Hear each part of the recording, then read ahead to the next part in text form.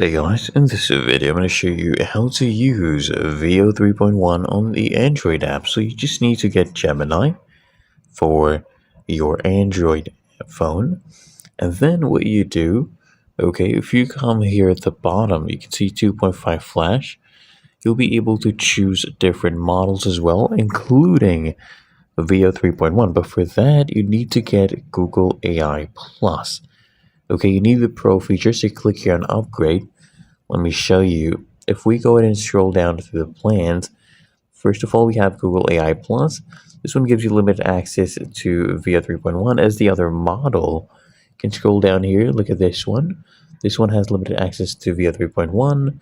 Then we have Google AI Ultra.